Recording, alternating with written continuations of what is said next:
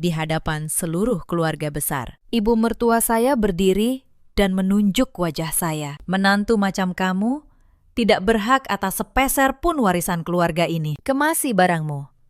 Pergi dari rumah ini sekarang juga. Suami saya hanya menunduk. Ia tidak membela saya sedikit pun. Saya bangkit dari lantai tempat mereka memaksa saya berlutut. Saya membersihkan rok saya pelan-pelan. Lalu saya tersenyum. Mereka pikir mereka baru saja membuang seorang babu yang menumpang hidup. Mereka tidak tahu satu hal. Besok pagi, seorang notaris akan datang ke rumah ini. Dan nama yang tertera di seluruh akta tanah keluarga ini bukan nama mereka. Sebelum kita lanjut, absen dulu di kolom komentar. Dari kota mana kalian menonton? Jangan lupa tekan tombol like dan subscribe, supaya kami makin semangat menghadirkan kisah yang lebih menarik lagi. Nama saya Anindya. Usia saya 34 tahun. Selama 8 tahun terakhir, saya dikenal di keluarga ini sebagai menantu yang pendiam. Menantu yang tidak punya pekerjaan tetap. Menantu yang hanya bisa memasak, menyapu,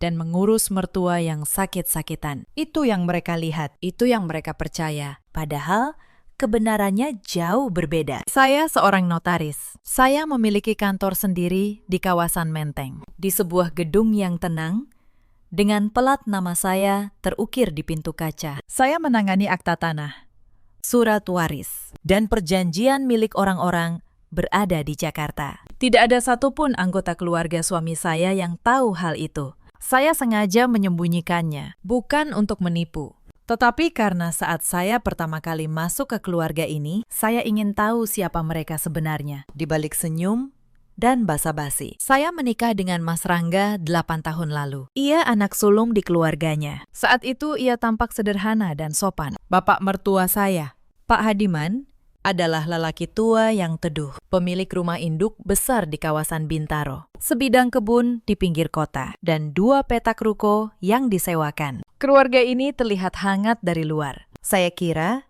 saya menemukan tempat berlabuh. Saya salah.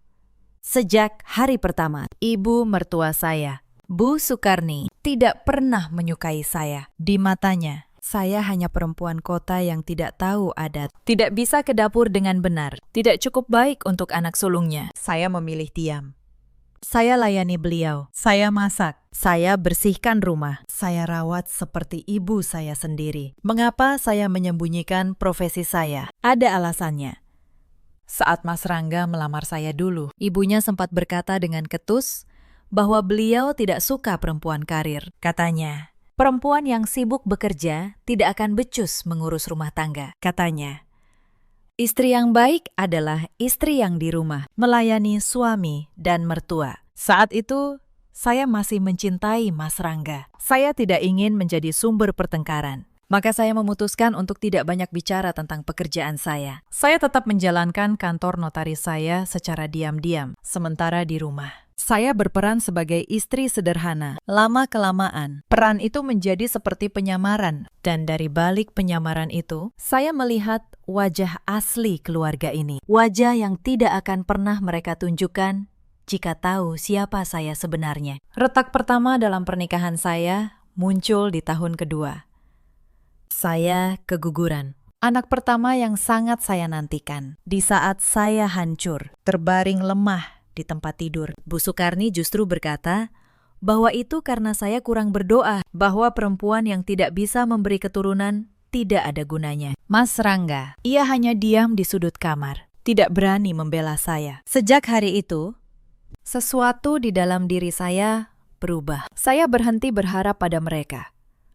Saya tetap melayani, tetapi hati saya mulai menjauh. Adik ipar saya, Ulan, lebih halus, tapi lebih berbahaya. Usianya 30 tahun. Ia pandai berkata manis di depan, lalu menusuk dari belakang. Ia yang paling sering membisikkan hal-hal buruk tentang saya ke telinga ibu mertua. Dan Mas Rangga, suami saya, lelaki yang seharusnya berdiri di samping saya. Ia selalu memilih diam, atau lebih buruk. Ia ikut menyalahkan saya demi menyenangkan ibunya. Saya menahan semua itu selama bertahun-tahun. Karena ada satu orang di rumah ini yang tulus kepada saya, Pak Hadiman.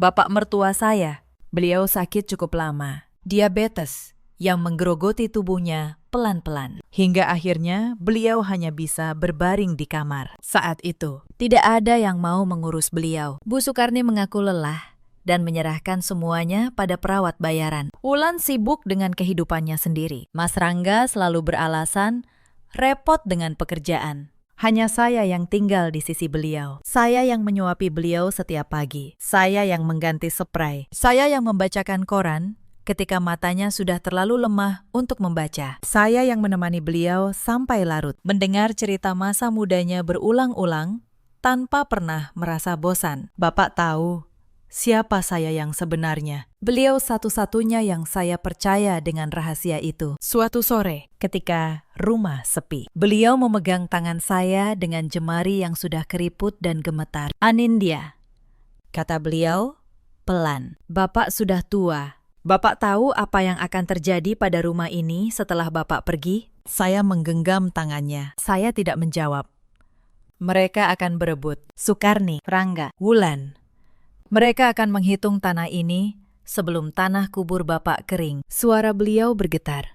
Bukan karena takut, tapi karena kecewa. Bapak tidak mau hasil kerja seumur hidup Bapak jatuh ke tangan orang yang serakah. Bapak ingin rumah ini dijaga oleh orang yang punya hati. Saya menatap mata beliau. Saya melihat ada kepercayaan di sana yang tidak pernah saya dapat dari siapapun di rumah ini. Maukah kamu menjaganya? Nah, saat itu saya belum sepenuhnya mengerti apa maksud beliau. Saya hanya mengangguk. Saya berjanji akan menjaga apapun yang beliau percayakan. Beliau tersenyum lega. Untuk pertama kalinya dalam berbulan-bulan, wajah beliau terlihat tenang. Yang tidak saya tahu saat itu, beberapa minggu kemudian, beliau diam-diam memanggil notaris kepercayaannya sendiri ke kamar. Dan beliau menandatangani sesuatu yang akan mengubah segalanya. 3 bulan lalu, Pak Hadiman meninggal dunia dalam tidurnya. Rumah ini dipenuhi tangis. Tetapi saya tahu sebagian dari tangis itu palsu. 40 hari setelah kepergian Bapak, sikap mereka mulai berubah. Dulu mereka masih sungkan karena ada Bapak. Kini penjaga terakhir kesopanan di rumah ini sudah tiada. Pagi itu, saya sedang menyeduh teh di dapur ketika Bu Sukarni masuk dengan langkah berat. Wajahnya tampak tidak senang, seperti biasa. "Anindya," kata beliau, "mulai hari ini, kamu pindah ke kamar belakang, kamar dekat gudang itu." Saya berhenti menuang. Saya menatap beliau. "Kamar utama yang kamu tempati itu terlalu besar untuk seorang menantu. Wulan akan pindah ke situ. Dia anak kandung. Wajar, dia dapat yang lebih baik." Saya tidak membantah. Saya hanya berkata, "Baik, Bu." Saya angkat barang-barang saya sore itu juga. Kamar dekat gudang itu lembab dan pengap. Tidak ada jendela yang benar. Tetapi saya tidak mengeluh sedikit pun, karena saya sedang menunggu sesuatu. Beberapa hari kemudian, Wulan datang ke kamar saya tanpa mengetuk. Ia berdiri di ambang pintu, melipat tangan di depan dada. "Mbak," katanya dengan nada yang dibuat-buat. Cincin emas peninggalan almarhumah nenek hilang. Cincin yang disimpan di lemari ibu. Saya menoleh. Lalu, hanya Mbak yang sering masuk ke kamar ibu. Mbak yang terakhir membersihkan lemari itu kemarin. Saya mengerti kemana arah pembicaraan ini. "Wulan, saya tidak mengambil apapun. Saya tidak menuduh," katanya sambil tersenyum tipis. "Saya hanya bilang faktanya. Mbak orang luar di rumah ini. Wajar kalau orang curiga." Ia berbalik pergi sebelum saya sempat menjawab. Malam itu, Bu Sukarni menggeledah kamar saya di depan semua orang. Tentu saja tidak ada apa-apa. Tetapi tidak ada satupun dari mereka yang meminta maaf. Cincin itu, beberapa hari kemudian, ditemukan di laci meja rias Wulan sendiri. Katanya cuma salah taruh. Tidak ada yang membahasnya lagi. Saya menelan semuanya, tetapi saya mencatat semuanya. Puncaknya datang pada acara 100 Hari Bapak. Hari itu rumah induk dipenuhi tamu, keluarga besar dari kampung, tetangga, kerabat jauh. Bu Sukarni ingin acara ini terlihat megah, agar orang-orang melihat betapa terhormatnya keluarga ini. Saya sibuk sejak subuh, memasak, menyiapkan hidangan, menyambut tamu. Punggung saya pegal, kaki saya lelah. Tetapi tidak ada yang menawari saya duduk sebentar pun. Di tengah acara, ketika semua tamu sedang berkumpul di ruang tengah, Bu Sukarni tiba-tiba memanggil nama saya dengan suara keras. "Anindya, kesini kamu." Saya datang dengan tangan masih basah dari dapur. Semua mata tamu menatap saya. Tadi ada tamu yang bilang, gelas kristal kesayangan keluarga ini pecah. Itu gelas mahal warisan. Kamu yang pegang nampan tadi, kan? Saya tidak memecahkan gelas apapun. Saya tahu itu hanya alasan. Bu, saya tidak. Jangan membantah, bentak beliau. Memotong kalimat saya. Di depan semua orang, kamu berani melawan mertua. Begini cara menantu kota memperlakukan keluarga suaminya. Ruangan menjadi hening. Para tamu saling pandang. Lalu Bu Sukarni melakukan sesuatu yang membuat darah saya membeku. "Berlutut," kata beliau. "Berlutut dan minta maaf di depan semua orang. Biar kamu tahu di mana tempatmu di rumah ini." Saya menatap suami saya. Mas Rangga ada di sana, berdiri di antara para tamu. Saya menunggu. Saya berharap untuk sekali saja ia akan membela saya. Ia memalingkan wajah. Wulan berdiri di sudut, menyembunyikan senyum di balik tangannya. Saya menarik napas. Lalu, demi tidak membuat keributan di hari peringatan Bapak, saya berlutut. Lutut saya menyentuh lantai dingin di depan puluhan pasang mata. Air mata para tamu sebagian merasa iba, sebagian menikmati tontonan itu. "Maafkan saya," kata saya pelan. Bu Sukarni mendengus puas. Saya kira penghinaan itu sudah cukup untuk satu hari. Saya salah.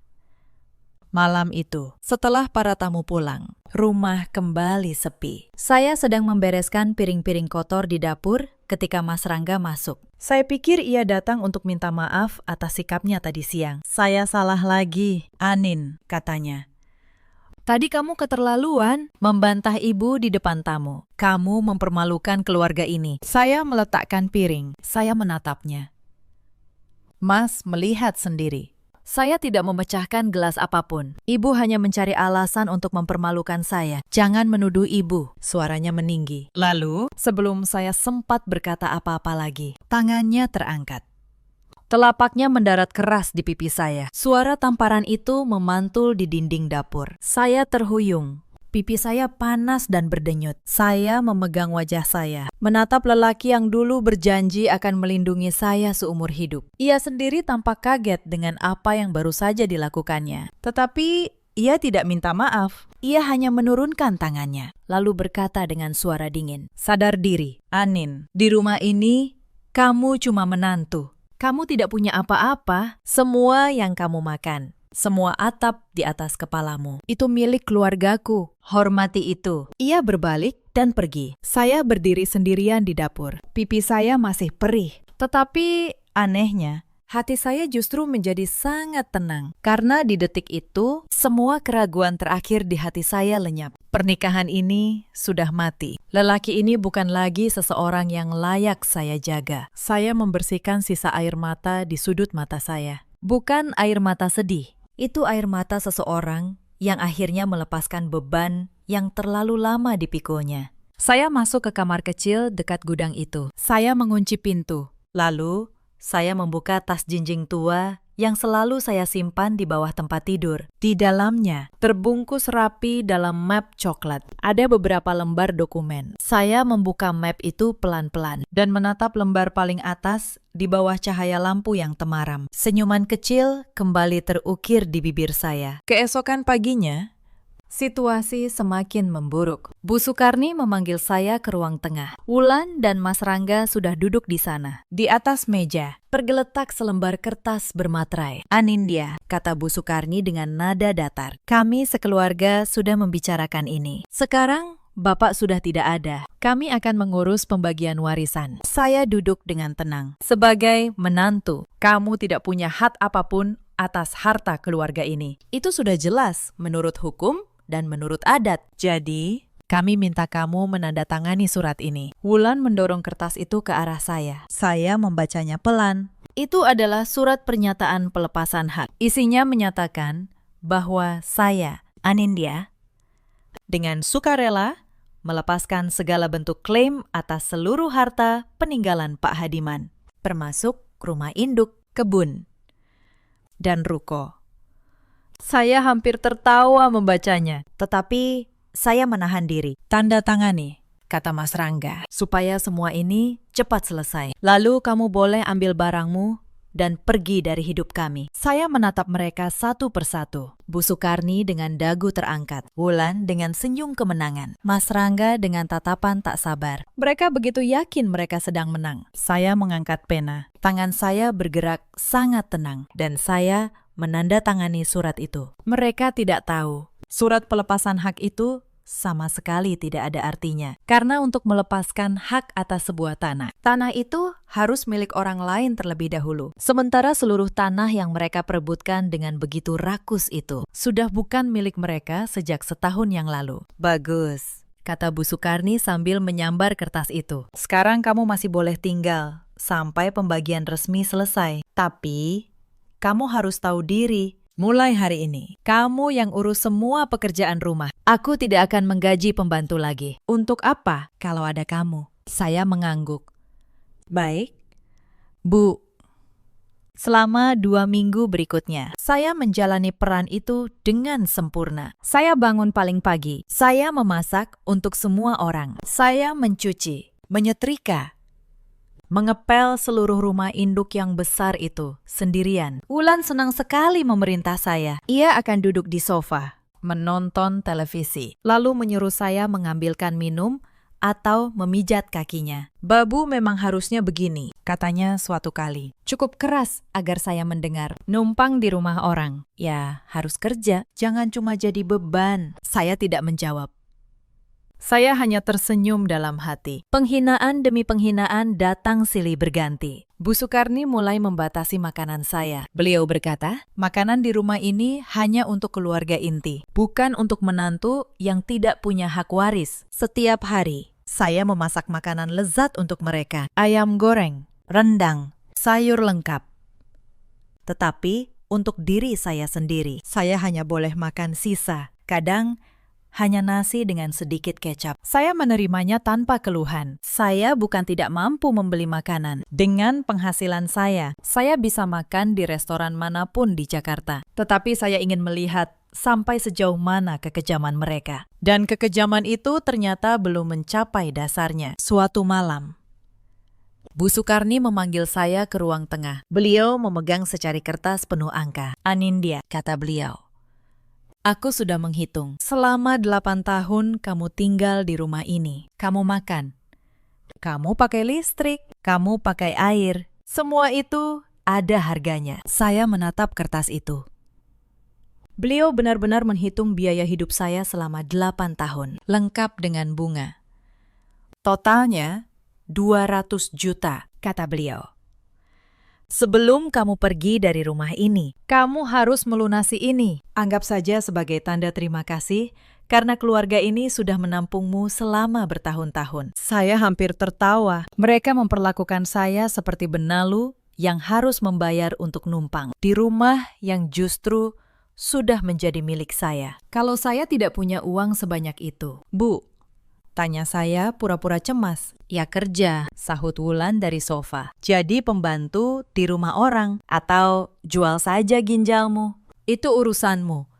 Yang jelas, kamu tidak boleh pergi sebelum lunas. Mas Rangga, suami saya, hanya duduk diam menonton televisi. Seolah perempuan yang sedang ditagih 200 juta itu bukan istrinya. Saya menundukkan kepala, berpura-pura pasrah. Baik, Bu, saya akan usahakan. Dalam hati, saya mencatat satu lagi. Daftar dosa mereka semakin panjang dan semakin dekat hari pembalasannya. Beberapa hari kemudian, Wulan mengundang teman-temannya ke rumah. Perempuan-perempuan muda yang suka memamerkan kekayaan. Mereka duduk di ruang tamu, tertawa-tawa sambil minum kopi yang saya buatkan. Anin, panggil Wulan dengan nada memerintah. Bersihkan meja ini. Lalu bawakan kue lagi. Jangan lama-lama, saya datang membawa nampan. Salah satu teman Wulan menatap saya dari atas ke bawah. Wulan, ini siapa?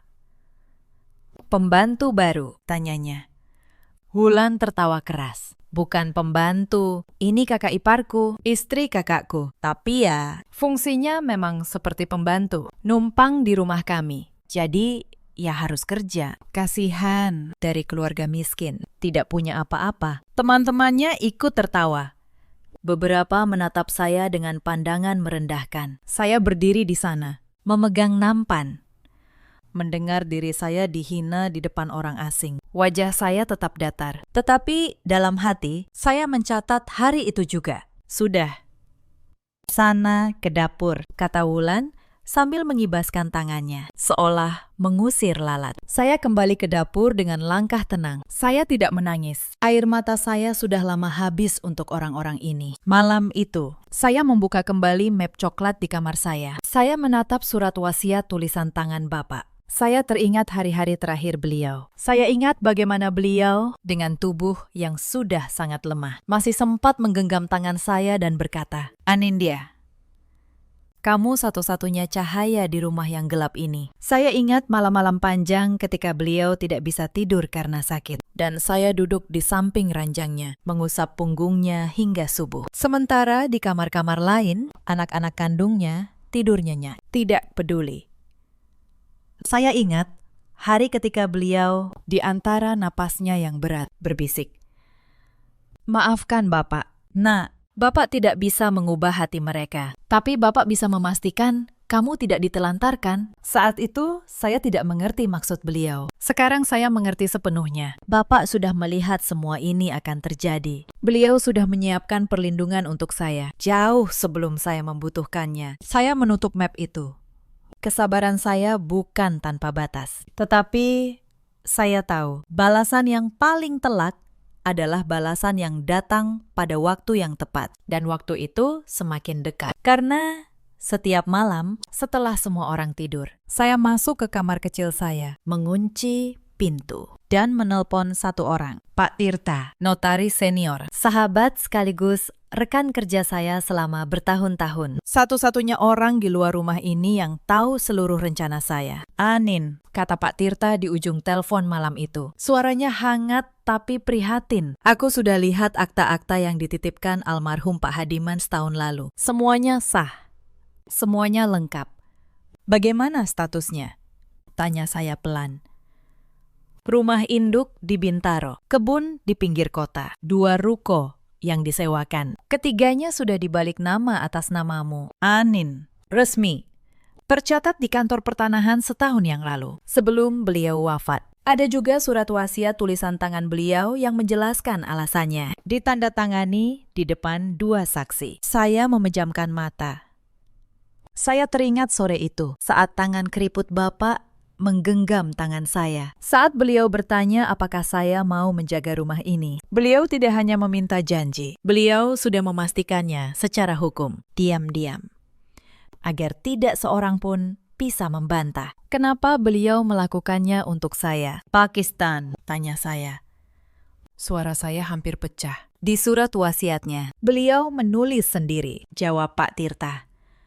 Beliau bilang, "Dari semua orang di rumah itu, hanya kamu yang merawatnya tanpa pamrih. Hanya kamu yang menungguinya saat ia sakit." Beliau tahu, anak-anaknya hanya menunggu kematiannya untuk membagi harta. Beliau tidak mau kerja kerasnya jatuh ke tangan yang salah. Saya tidak bisa menahan air mata kali ini. Tetapi ini air mata yang berbeda. Air mata syukur kepada satu-satunya orang yang pernah benar-benar melihat saya. "Pak Tirta," kata saya setelah beberapa saat, "saya butuh bantuan Bapak, apapun." "Anin." Mereka berencana mengadakan pembagian warisan resmi minggu depan. Mereka akan memanggil seluruh keluarga besar untuk menyaksikan. Mereka bahkan sudah mencari pembeli untuk rumah induk ini. Mereka mau menjualnya. Saya mendengar Pak Tirta menarik napas. Mereka mau menjual tanah yang bukan milik mereka, katanya. "Benar," kata saya. "Saya ingin Bapak datang ke acara itu, membawa semua dokumen aslinya. Saya ingin semuanya terbongkar di depan seluruh keluarga besar. Pada hari yang sama, saat mereka berpikir mereka menang." "Kamu yakin, Anin?" "Setelah ini, tidak ada jalan kembali. Saya menatap dinding kamar kecil yang pengap itu. Saya teringat lutut saya yang menyentuh lantai dingin di depan puluhan tamu. Saya teringat tamparan di pipi saya. Saya teringat kata babu yang dilemparkan Wulan berulang-ulang. Saya yakin. Pakistan, kata saya.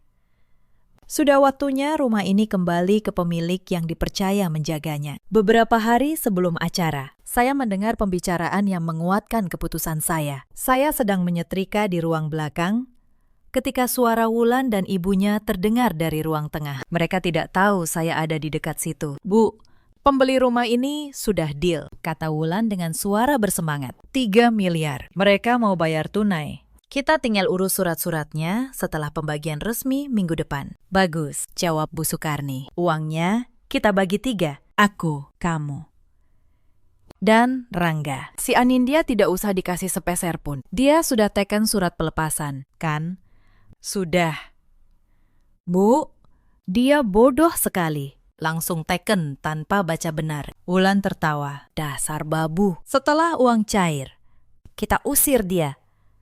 Biar dia tahu rasanya jadi orang miskin yang tidak punya apa-apa. Untung bapakmu sudah tidak ada, kata Bu Sukarni. Kalau beliau masih hidup, pasti rewel soal si Anindya. Beliau itu terlalu sayang sama menantu tidak tahu diri itu. Saya berdiri di balik dinding. Setrika masih di tangan saya. Saya mendengar setiap kata. Mereka menjual kenangan suami mereka, ayah mereka, demi 3 miliar rupiah. Mereka bahkan tidak menunggu 100 hari berlalu dengan layak. Saya tidak marah, saya justru merasa lega. Karena mereka baru saja menggali kuburan mereka sendiri, semakin dalam, dengan tangan mereka sendiri. Saya kembali menyetrika dengan tenang. Hanya beberapa hari lagi, 2 hari sebelum acara, terjadi sesuatu yang membuat amarah saya hampir meledak. Saya pulang dari membeli kebutuhan dapur, dan menemukan Wulan sedang membongkar kamar bekas bapak. Ia melempar barang-barang almarhum ke dalam kardus dengan kasar. Buku-buku tua beliau, kacamata baca, bahkan foto-foto lama. Mau diapakan barang-barang bapak? Tanya saya. Dibuang, jawab Wulan tanpa menoleh. Sudah tidak berguna. Kamar ini mau aku jadikan ruang rias. Barang orang mati cuma bikin sumpek. Saya melihat sebuah jam tangan tua di antara barang yang akan dibuang. Jam tangan yang dulu sering dipakai bapak. Beliau pernah bercerita, itu pemberian istrinya saat mereka muda. Saya mengambil jam itu. Yang ini biar saya simpan. Wulan merebutnya dari tangan saya. Buat apa? Mau, kamu jual. Dasar matre. Memang dari dulu kamu cuma mengincar harta keluarga ini, kan? Kata-kata itu dari mulut perempuan yang 2 hari lagi berencana menjual rumah ayahnya seharga 3 miliar. Terasa begitu ironis. Saya menatapnya tenang. Simpan saja kalau begitu. Tapi suatu hari, kamu akan menyesal sudah membuang kenangan ayahmu semudah ini. Wulan tertawa mengejek. Menyesal? Untuk apa? Yang penting, uangnya. Sudah. Sana ke dapur. Bukan urusanmu. Saya berbalik pergi. Tetapi sebelumnya, saya sempat menyelamatkan beberapa foto bapak yang terjatuh ke lantai. Memasukkannya diam-diam ke saku daster saya. Malam itu, saya menatap foto-foto itu di kamar kecil saya. Wajah bapak yang teduh tersenyum di sana. Saya berbisik pelan. Sebentar lagi, Pakistan. Sebentar lagi semuanya selesai. Dan saya akan menjaga kenangan bapak. Seperti janji saya. Saya kembali menelpon Pak Tirta untuk memastikan semua dokumen siap. Beliau meyakinkan saya bahwa tidak ada satu celah pun yang bisa mereka gunakan untuk melawan. Saya menutup telepon, lalu memejamkan mata. Besok, lusa. Topeng yang saya kenakan selama 8 tahun, akhirnya akan saya lepas. Hari pembagian warisan akhirnya tiba. Rumah induk di Bintaro itu dipenuhi orang sejak pagi. Bu Sukarni mengundang seluruh keluarga besar. Paman, bibi, sepupu, kerabat dari kampung. Beliau ingin pembagian ini disaksikan banyak orang, supaya tampak sah dan terhormat. Ruang tengah ditata seperti acara resmi. Kursi-kursi disusun rapi. Di meja depan tergeletak map-map berisi rencana pembagian yang sudah disusun Wulan. Saya, seperti biasa, ada di dapur, menyiapkan minuman dan kue untuk para tamu. mengenakan daster sederhana, rambut diikat asal, persis seperti yang mereka harapkan dari seorang babu. Tidak ada yang menyangka apa yang akan terjadi. Sekitar pukul 10, Bu Sukarni berdiri di depan ruangan dan memulai acara. "Terima kasih semua sudah datang," kata beliau dengan suara penuh wibawa yang dibuat-buat. "Hari ini kita berkumpul untuk membagi warisan almarhum suami saya, Pak Hadiman. Semoga semuanya berjalan adil dan damai." Para tamu mengangguk. Wulan duduk di samping ibunya, tersenyum bangga. Mas Rangga duduk di sisi lain, mengenakan kemeja rapi. Sesuai kesepakatan keluarga, lanjut Bu Sukarni, rumah induk ini, kebun. Dan 2 ruko akan dibagi di antara saya dan kedua anak saya. Adapun menantu saya, Anindya, sudah dengan sukarela melepaskan haknya. Suratnya ada di sini. Beliau mengangkat surat pelepasan hak yang saya tanda tangani waktu itu. Beberapa tamu menoleh ke arah saya yang berdiri di pintu dapur dengan nampan di tangan. Wulan menatap saya dengan tatapan mengejek. Ya, Mbak Anindya memang sudah sadar diri. Dia tahu dia tidak berhak apa-apa. Iya kan, Mbak? Semua mata tertuju pada saya. Saya meletakkan nampan pelan-pelan di meja. Lalu saya berkata dengan suara yang tenang. "Sebelum acara dilanjutkan, ada 1 tamu lagi yang akan datang. Sebaiknya kita tunggu beliau." Bu Sukarni mengerutkan kening. "Tamu apa? Aku tidak mengundang tamu lain." Tepat saat itu, suara mobil terdengar memasuki halaman. Pintu pagar terbuka. Seorang lelaki berusia 60-an, berpakaian rapi dengan setelan jas abu-abu, melangkah masuk membawa tas kerja kulit hitam. Di belakangnya, 2 orang asistennya membawa map-map tebal. Kewibawaan lelaki itu langsung mengubah suasana ruangan. "Selamat pagi," kata lelaki itu sopan. "Perkenalkan, saya Tirta Wijaya, notaris." Bu Sukarni berdiri, bingung. "Notaris, maaf, ada keperluan apa?" "Pakistan, ini acara keluarga." Pak Tirta tersenyum tenang. "Justru karena ini menyangkut warisan keluarga, kehadiran saya sangat diperlukan." "Bu, saya datang atas permintaan pemilik sah dari seluruh harta yang sedang Ibu bicarakan ini." Ruangan menjadi hening seketika. "Pemilik sah?" Wulan berdiri. "Apa maksud Bapak?" "Pemilik sah, ya kami ahli warisnya." Pak Tirta membuka tas kerjanya. Ia mengeluarkan beberapa lembar dokumen bersertifikat, lengkap dengan stempel dan materai. "Izinkan saya menjelaskan," kata beliau dengan suara jelas, agar seluruh ruangan mendengar. Setahun sebelum beliau wafat, almarhum Bapak Hadiman datang ke kantor saya. Beliau dalam keadaan sehat secara akal dan pikiran. Disaksikan 2 orang saksi. Beliau membuat keputusan untuk mengalihkan kepemilikan seluruh hartanya. Wajah Bu Sukarni mulai pucat. "Mengalihkan? Ke siapa?" Pak Tirta mengangkat sertifikat tanah rumah induk. Ia membaca dengan suara lantang. "Sertifikat hak milik atas rumah dan tanah di Bintaro ini sejak 1 tahun lalu telah resmi terdaftar atas nama 1 orang. Bukan atas nama Ibu Sukarni, bukan atas nama Saudara Rangga, bukan atas nama Saudari Wulan." Beliau berhenti sejenak.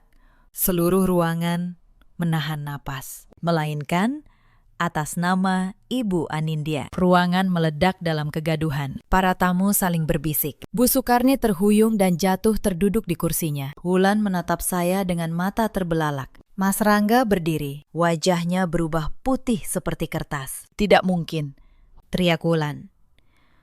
"Itu pasti palsu.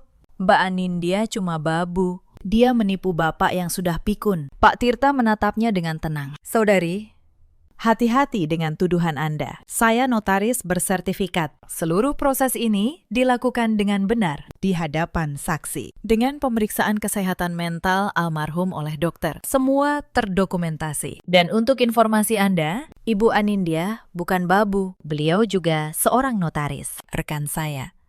Dengan kantor sendiri di Menteng." Hening. Semua mata kini beralih ke arah saya. Saya melepas ikat rambut saya. Saya menegakkan punggung saya yang selama ini selalu saya bungkukkan. Untuk pertama kalinya dalam 8 tahun, saya berdiri di rumah ini sebagai diri saya yang sebenarnya. "Halo, Bu Sukarni," kata saya dengan suara yang kini tegas dan dingin. "Halo, Wulan. Mas Rangga. Saya berjalan ke tengah ruangan, melewati para tamu yang menatap saya tak percaya selama 8 tahun. Kalian melihat apa yang ingin kalian lihat. Menantu miskin, perempuan lemah, babu yang menumpang. Kalian tidak pernah sekalipun bertanya siapa saya sebenarnya. Karena bagi kalian, saya tidak cukup penting untuk ditanya. Saya berhenti di depan Bu Sukarni. Surat pelepasan hak yang ibu paksa saya tanda tangani itu. Saya tanda tangani dengan senang hati. Karena surat itu sama sekali tidak berarti. Bagaimana saya bisa melepaskan hak atas tanah yang justru sudah menjadi milik saya? Bu Sukarni membuka mulut, tetapi tidak ada suara yang keluar. Saya berbalik ke arah Wulan. Kamu suka sekali menyuruh saya jadi babu, kan? Wulan. Mengambilkan minum, memijat kakimu, mengepel lantai. Lantai yang ternyata milik saya. Atap yang ternyata milik saya. Setiap suap nasi yang kamu makan di rumah ini, kamu makan di rumah saya. Wulan terduduk lemas. Wajahnya kehilangan semua warna. Di antara para tamu, seorang paman tua, adik dari almarhum bapak, berdiri perlahan. Wajahnya merah menahan amarah. Sukarni, kata beliau dengan suara berat. Jadi ini yang kalian lakukan. Belum genap 100 hari kakak saya pergi. Kalian sudah memperlakukan menantu kalian seperti budak. Sementara menantu inilah yang menunggui kakak saya sampai napas terakhirnya. Saat kalian semua sibuk menghitung warisannya. Bu Sukarni menunduk, tidak berani menjawab. Saya sering menjenguk kakak saya saat beliau sakit. Lanjut paman itu. Dan setiap kali saya datang, hanya Anindya yang ada di sisinya. Kalian, anak-anaknya. Entah kemana. Pantas saja kakak saya memberikan semuanya pada perempuan ini. Dia lebih pantas disebut anak daripada kalian. Beberapa kerabat lain mengangguk setuju. Bisik-bisik mulai terdengar di seluruh ruangan. Kali ini bukan ke arah saya, melainkan ke arah Bu Sukarni dan anak-anaknya. Wajah keluarga yang selama ini mereka jaga mati-matian runtuh dalam hitungan menit. Di depan seluruh keluarga besar yang mereka undang sendiri. Bu Sukarni mencoba menyelamatkan muka. Beliau bangkit, suaranya bergetar. Imi, ini pasti ada yang salah. Anindya pasti memanipulasi almarhum. Bapak sudah tua, mudah dipengaruhi. Cukup, Bu, potong saya. Tenang, Bapak menandatangani semua dokumen ini dalam keadaan sehat dengan surat keterangan dokter di depan 2 saksi. Setahun sebelum beliau wafat. Bahkan jika ibu membawa ini ke pengadilan, ibu akan kalah. Pak Tirta sudah memastikan setiap detailnya. Pak Tirta mengangguk membenarkan. Semua sah secara hukum, tidak ada celah. Terakhir, saya menatap suami saya, Mas Rangga, lelaki yang menampar saya di dapur, lelaki yang menyuruh saya sadar diri. Karena saya tidak punya apa-apa. Mas pernah bilang, semua yang saya makan, semua atap di atas kepala saya, itu milik keluargamu. Mas ingat itu. Ia tidak bisa menatap mata saya. Mas keliru. Sejak setahun lalu, justru kalianlah yang menumpang di rumah saya, dan saya tidak pernah sekalipun mengungkitnya. Saya mengeluarkan 1 lembar dokumen lagi dari map yang dibawa Pak Tirta. Surat wasiat tulisan tangan Bapak. Sebelum saya lanjutkan, dengarkan ini. Ini ditulis sendiri oleh Bapak, ayah kalian. Saya membacanya pelan, dengan suara yang bergetar, bukan karena takut, tetapi karena haru. Kepada anak-anakku, Bapak menyerahkan seluruh harta ini kepada Anindya, bukan untuk menyakiti kalian. Tetapi karena selama Bapak sakit, hanya dia yang menungguiku. Hanya dia yang menyuapiku, membersihkanku, dan duduk di sampingku saat kalian sibuk dengan urusan kalian sendiri. Harta diberikan kepada yang berhati. Bapak harap suatu hari kalian mengerti. Ruangan benar-benar sunyi. Beberapa kerabat dari kampung mulai menundukkan kepala. Beberapa menatap Bu Sukarni dan anak-anaknya dengan pandangan jijik. Bu Sukarni menangis. Tetapi kali ini tidak ada yang menghiburnya. Anindya, kata beliau dengan suara serak. Tolong, kami keluargamu. Jangan lakukan ini pada kami.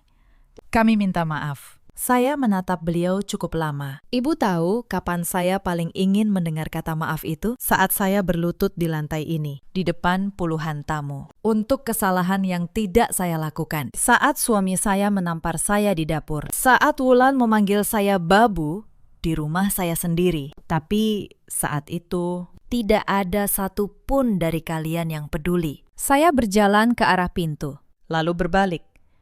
Sebagai pemilik sah rumah ini, saya minta kalian semua mengosongkannya dalam waktu 3 hari. Kebun dan ruko juga bukan milik kalian. Penjualan rumah yang kalian rencanakan dengan pembeli itu batal demi hukum. Karena kalian menjual sesuatu yang bukan milik kalian. Pak Tirta akan mengurus semua dokumennya. Kamu tidak bisa mengusir kami, Wulan berteriak. Putus asa. Kami akan menuntutmu. Pak Tirta menjawab dengan tenang. Silakan.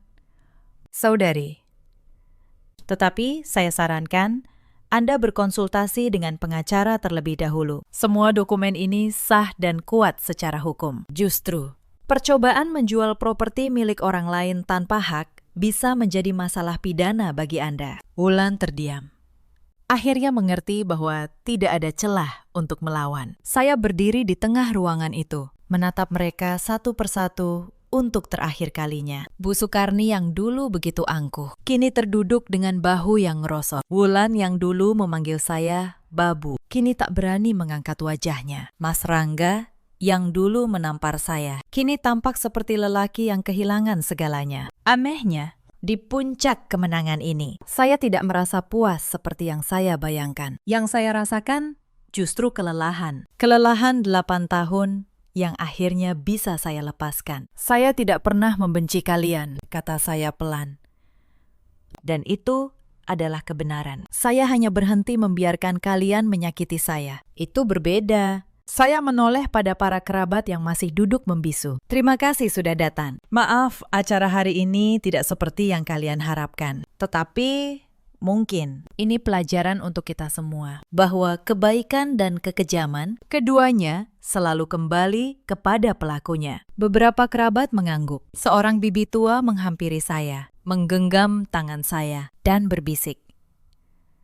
Almarhum pasti bangga padamu. Nah, air mata hampir jatuh dari mata saya, tetapi saya menahannya. Belum saatnya. Saya tidak tinggal lebih lama. Saya tidak perlu melihat tangis mereka lebih jauh. Saya naik ke kamar kecil dekat gudang itu. Kamar tempat mereka membuang saya. Saya mengambil tas saya. Tidak banyak yang saya bawa. Hanya beberapa pakaian dan map coklat berisi dokumen-dokumen itu. Saat saya melangkah keluar dari rumah induk, matahari siang terasa hangat di wajah saya. Untuk pertama kalinya dalam 8 tahun, saya bernapas dengan lega. Di halaman, mobil Pak Tirta sudah menunggu. Kamu baik-baik saja, Anin? Tanya beliau. Saya tersenyum.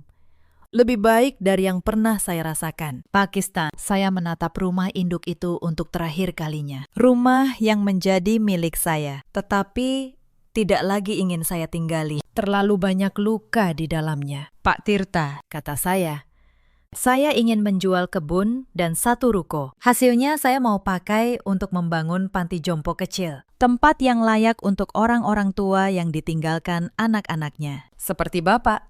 Pak Tirta menatap saya, lalu tersenyum bangga. Almarhum pasti akan sangat bahagia mendengarnya. Mobil mulai bergerak meninggalkan halaman. 3 hari kemudian, mereka benar-benar harus mengosongkan rumah induk. Saya tidak datang menyaksikannya. Pak Tirta yang menceritakan semuanya kepada saya. Bu Sukarni dan Wulan pindah ke rumah kontrakan kecil di pinggiran. Uang tabungan mereka tidak banyak, karena selama ini mereka hidup mewah dari hasil sewa ruko dan kebun. Kini sumber penghasilan itu sudah tidak ada lagi. Wulan, yang dulu suka memamerkan tas dan perhiasan mahal, kini harus menjual barang-barangnya satu persatu untuk bertahan hidup. Pernikahan yang ia rencanakan dengan seorang lelaki kaya batal. Ketika calon mertuanya tahu keluarganya tidak punya apa-apa. Saya dengar beberapa bulan kemudian, Wulan bekerja sebagai pelayan di sebuah kafe. Pekerjaan yang dulu sangat ia rendahkan. Hidup memang punya cara sendiri untuk mengajarkan kerendahan hati pada mereka yang lupa diri. Bu Sukarni, yang dulu begitu bangga dengan rumah induknya yang besar, kini harus tinggal di kontrakan sempit. Tidak ada lagi tamu yang datang menghormatinya. Tidak ada lagi keluarga besar yang mengundangnya. Kabar tentang bagaimana beliau memperlakukan menantunya sudah menyebar, dan banyak kerabat yang menjauh. Suatu kali, Mbak Asi, pembantu lama yang dulu bekerja di rumah induk,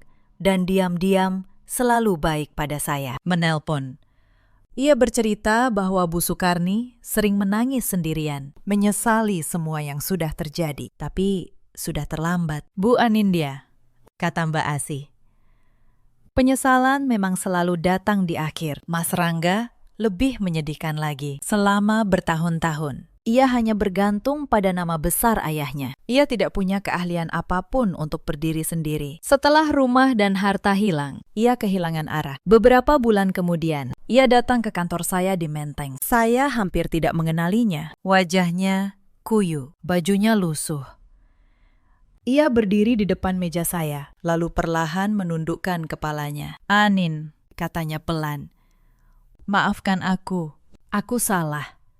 Aku sudah memperlakukanmu dengan sangat buruk. Tolong, beri aku satu kesempatan lagi. Kita mulai dari awal." Saya menatapnya. Anehnya, saya tidak merasakan amarah, tidak juga benci. Yang saya rasakan hanya kasihan. "Mas Rangga," kata saya, "tenang. Kamu tahu kapan aku paling membutuhkanmu. Saat aku berlutut di lantai itu. Saat tanganmu menampar pipiku. Saat aku menunggu hanya satu kali. Kamu berdiri di sampingku. Tapi kamu selalu memilih memalingkan wajah." Ia tidak bisa menjawab.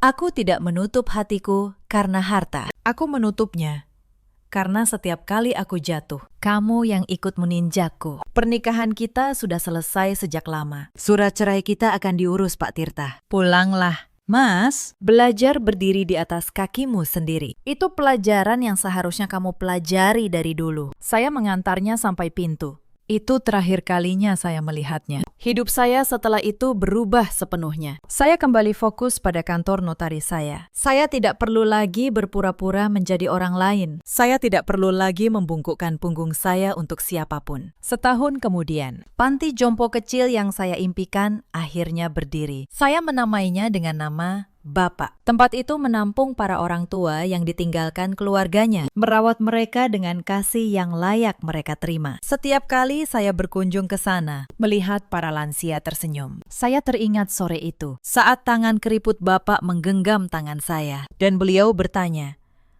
apakah saya mau menjaga apa yang beliau percayakan? Saya menjaganya. Pakistan, dengan cara yang saya yakin akan membuat Bapak bangga. Cerita ini mengajarkan kita satu hal. Jangan pernah menilai seseorang dari penampilan luarnya. Dan jangan pernah memperlakukan orang yang lemah dengan kejam. Karena kamu tidak pernah tahu siapa mereka sebenarnya. Dan siapa yang sedang diam-diam memperhatikan. Di luar sana, ada banyak perempuan yang seperti saya dulu. Dayamite, sabar, menahan hinaan demi menjaga keutuhan keluarga.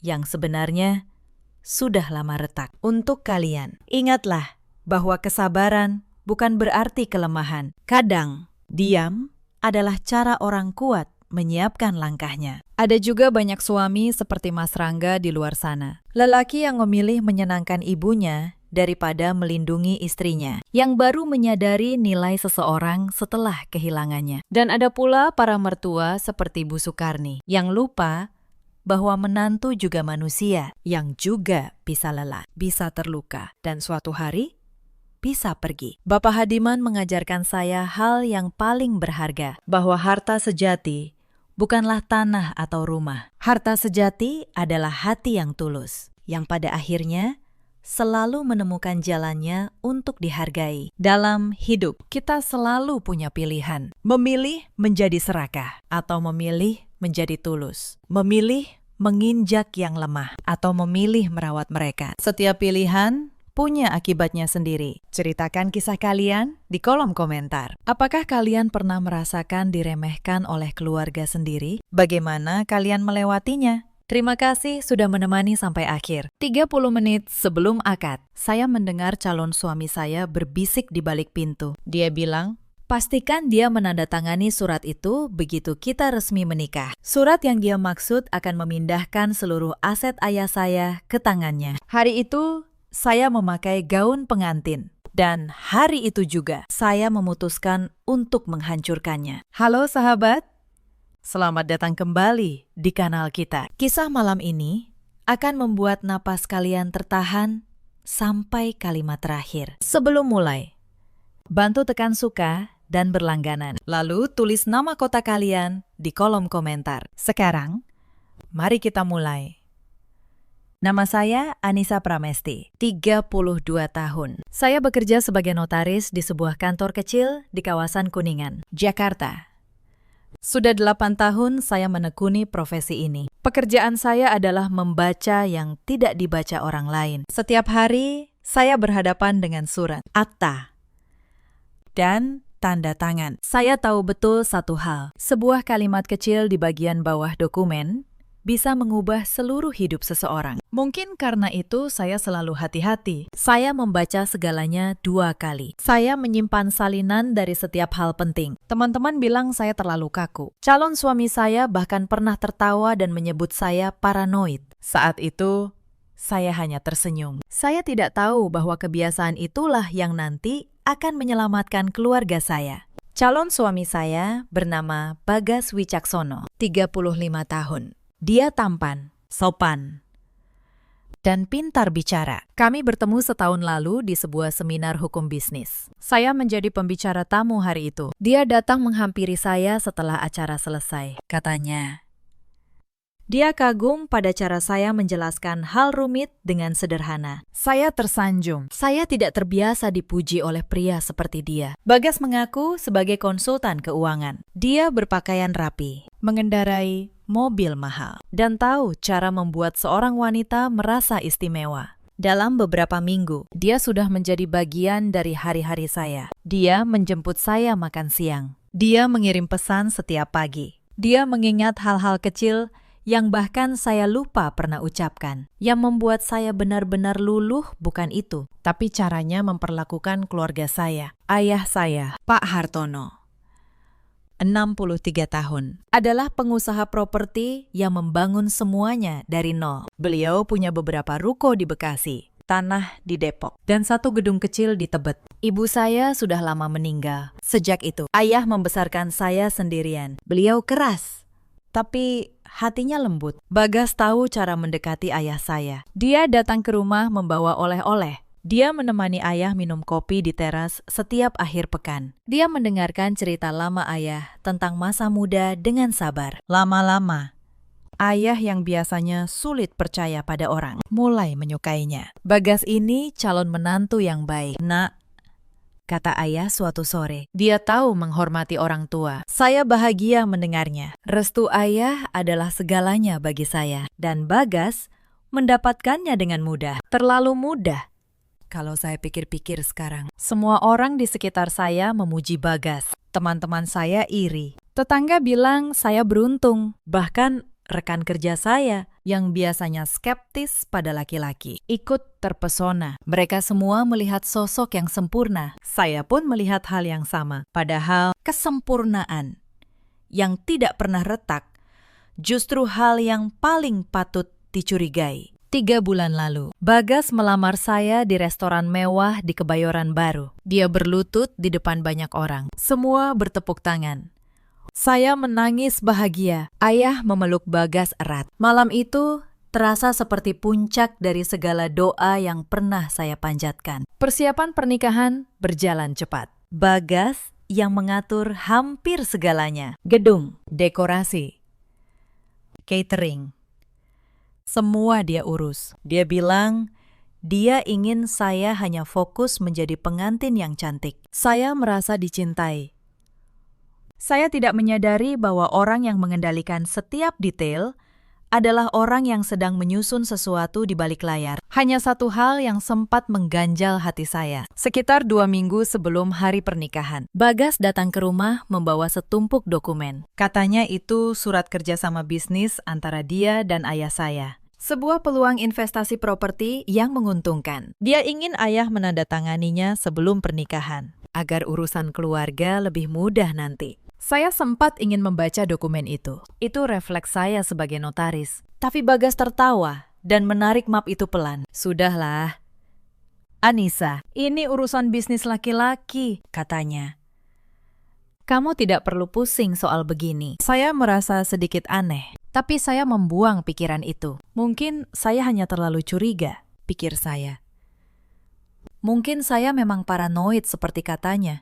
Padahal naluri saya sedang berusaha berbicara dan saya memilih untuk tidak mendengarkannya. Ada satu kejadian lain yang seharusnya membuka mata saya. Suatu malam, sekitar sebulan sebelum pernikahan, saya tidak sengaja melihat layar ponsel Bagas saat dia tertidur di sofa. Ada pesan masuk dari Sekar. Isinya singkat, semua dokumen sudah siap. Mas, tinggal tunggu hari H. Saat itu saya berpikir mereka sedang membahas persiapan acara. Saya bahkan tersenyum, terharu melihat betapa kompaknya keluarga itu menyiapkan pernikahan saya. Saya tidak tahu bahwa dokumen dan hari H yang mereka maksud bukanlah undangan dan resepsi, tapi jebakan dan eksekusinya. Betapa mudahnya cinta membuat kita salah membaca tanda-tanda yang paling jelas sekalipun. Adik Bagas, namanya Sekar, 30 tahun, juga sering datang.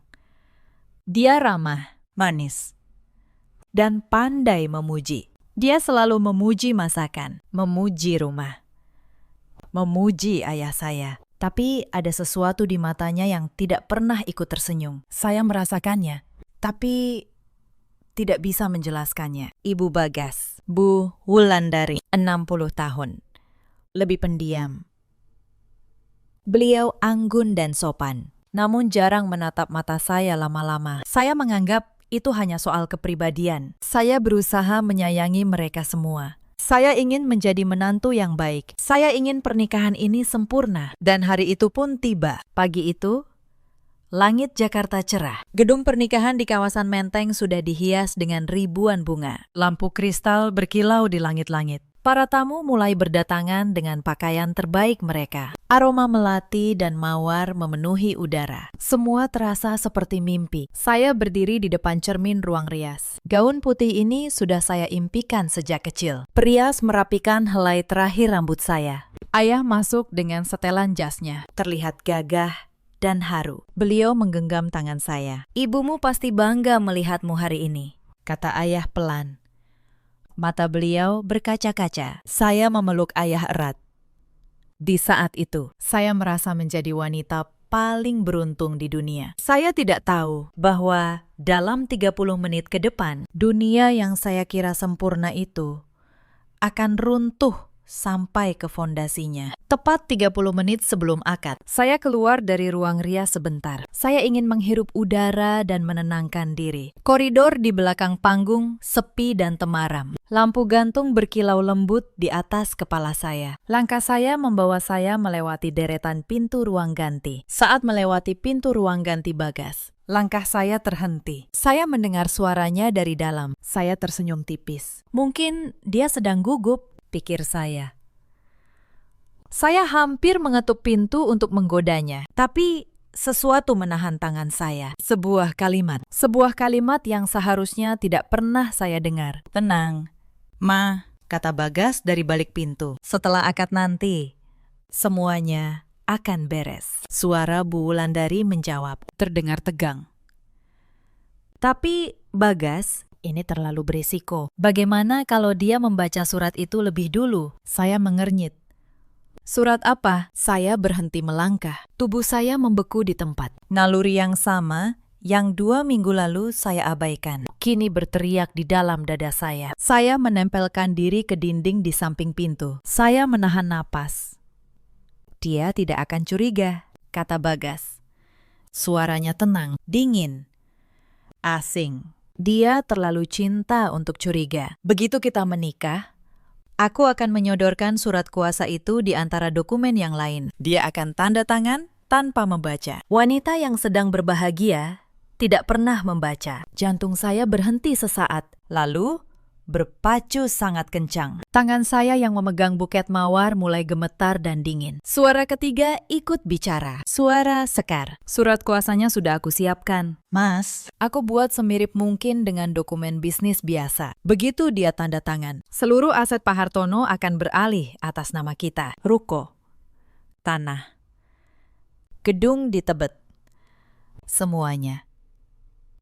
Dunia saya runtuh dalam 1 detik. Suara musik dari ballroom, tawa para tamu, gemerlap lampu. Semuanya seakan lenyap. Yang tersisa hanya dentuman di telinga saya sendiri. Pernikahan ini bukan pernikahan. Ini adalah perampokan yang dibungkus gaun putih dan bunga mawar. Dan saya, calon pengantin yang berbahagia, adalah pintu masuk yang mereka butuhkan. Lalu, bagaimana dengan Anissa sendiri? Tanya Bu Wulandari. Suaranya nyaris berbisik. Bagas terdiam sejenak. Lalu, dia tertawa kecil. Tawa yang membuat bulu kuduk saya berdiri. Setelah semuanya beralih, dia tidak penting lagi. Ma, keluarganya juga. Kita singkirkan mereka pelan-pelan. Mereka cuma penghalang. Air mata mulai menggenang di mata saya. Saya menutup mulut dengan tangan agar tidak ada suara yang lolos. Kaki saya lemas. Punggung saya menempel pada dinding marmer yang dingin. Semua kebaikan Bagas. Semua perhatian. Semua cinta yang dia berikan selama setahun ini. Ternyata hanya topeng. Sebuah sandiwara panjang yang ditulis dengan sangat rapi. Saya ingin menjerit. Saya ingin mendobrak pintu itu. Saya ingin menampar wajah tampan yang penuh kebohongan itu. Tapi saya tidak melakukannya karena di tengah hancurnya hati saya, ada satu bagian dari diri saya yang masih bekerja. Bagian yang sudah 8 tahun membaca dokumen, menyimpan salinan, dan tidak pernah percaya pada kata-kata tanpa bukti. Bagian itu berbisik dingin di tengah air mata saya. Kalau kau menangis sekarang, kau kalah. Kalau kau pintar, kau menang. Saya menarik napas dalam-dalam. Saya menghapus air mata sebelum merusak riasan. Lalu, dengan tangan yang masih gemetar, saya mengeluarkan ponsel dari balik buket. Saya membuka aplikasi perekam suara. Saya menekan tombol rekam, dan saya berdiri di sana, di koridor temaram itu. Merekam setiap kata yang akan menghancurkan mereka. Pintu di hadapan saya masih tertutup. Mereka tidak tahu bahwa di luar mangsa mereka sedang mendengarkan. Selama beberapa menit, saya berdiri membeku, membiarkan ponsel saya merekam. Surat kuasanya kamu taruh di urutan berapa? Sekar, tanya Bagas. Urutan keempat? Mas, jawab Sekar. Setelah surat undangan tamu dan 2 dokumen catering, dia tidak akan curiga. Bahasanya aku buat seperti surat persetujuan acara. Tapi di lampiran ketiga, ada klausul pemberian kuasa penuh atas semua aset atas nama Pak Hartono. Begitu dia tanda tangan di halaman terakhir. Dia menandatangani semuanya sekaligus. Saya menggigit bibir. Ini bukan amatir. Ini rencana yang disusun berbulan-bulan. Mereka tahu saya seorang notaris. Mereka tahu saya teliti. Maka mereka menyembunyikan jebakan itu di hari ketika saya paling tidak mungkin teliti. Hari pernikahan saya sendiri. Dan dokumen yang ditandatangani Pak Hartono 2 minggu lalu. Suara Bu Wulandari kembali. Itu jangkar pertama. Ma, kata Bagas. Surat itu sudah membuatku punya satu pintu masuk legal ke aset beliau. Tapi belum cukup. Surat kuasa dari Anissa hari ini yang akan mengunci semuanya. 2 tanda tangan, 2 orang. 1 keluarga. Begitu lengkap.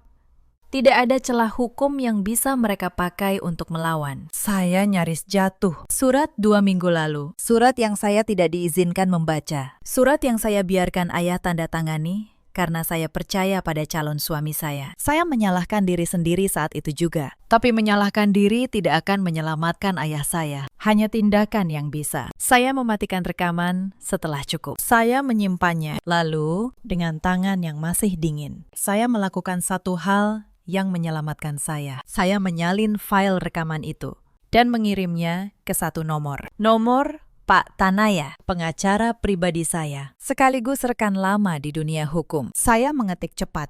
Pakistan, ini darurat. Dengarkan rekaman ini sekarang. Jangan telepon balik. Tunggu kabar saya. Lalu, saya melangkah mundur dari pintu itu. Pelan. Hati-hati, seolah lantai marmer itu terbuat dari kaca. Saya tidak boleh membuat suara. Saya tidak boleh terlihat panik. Karena jika Bagas tahu bahwa saya sudah tahu, dia akan mengubah rencananya. Dan saya akan kehilangan satu-satunya keunggulan yang saya punya, kejutan. Saya kembali ke koridor utama. Seorang pria menghampiri saya dengan wajah cemas. Mbak Anissa, riasannya sedikit luntur. Mari saya perbaiki, katanya. Saya tersenyum. Senyum paling palsu yang pernah saya buat seumur hidup. Tolong ya, Mbak. Jawab saya. Suara saya terdengar tenang. Bahkan, saya sendiri kaget betapa tenangnya di dalam ruang rias. Sementara Prias bekerja, otak saya berlari. Saya seorang notaris. Saya tahu persis apa yang mereka rencanakan. Dan saya tahu persis cara melawannya. Sebuah surat kuasa hanya sah jika ditandatangani dengan kesadaran penuh dan pemahaman atas isinya. Jika saya tidak menandatangani, jebakan kedua mereka gugur. Tapi jebakan pertama, surat yang sudah ditandatangani ayah, itu masalah yang lebih besar. Saya harus tahu isi surat itu. Saya mengeluarkan ponsel lagi. Saya menelepon Pak Tanaya. Kali ini singkat. Pakistan. Sudah dengar? Di seberang. Suara Pak Tanaya berat. Sudah. Anissa. Astagfirullah. Ini bukti yang sangat kuat. Tapi kita harus tahu isi surat yang ditandatangani ayahmu 2 minggu lalu. Kalau itu sudah memberi kuasa, situasinya berbahaya. Saya akan cari tahu, kata saya. Pakistan. Satu lagi. Bisa siapkan akta pemblokiran sekarang. Saya ingin membekukan semua hak pengalihan aset atas nama ayah saya. Hari ini juga, sebelum akad. Pak Tanaya terdiam sejenak. Kamu mau membuat akta pemblokiran di hari pernikahanmu sendiri. Saya seorang notaris. Pakistan, jawab saya. Hari ini saya kebetulan juga punya kuasa dari ayah saya untuk urusan asetnya. Surat kuasa yang sah, yang dibuat 6 bulan lalu, jauh sebelum semua ini. Saya bisa bertindak atas nama beliau. Saya hanya butuh saksi dan dokumen yang benar. Saya hampir bisa mendengar Pak Tanaya tersenyum di ujung telepon. Kamu memang selalu menyimpan salinan dari segalanya, katanya. Kebiasaan yang menyebalkan. Tapi hari ini, kebiasaan itu yang akan menyelamatkan ayahmu. Baik, saya akan datang ke gedung dalam 20 menit dengan semua dokumen. Bertahanlah. Saya menutup telepon.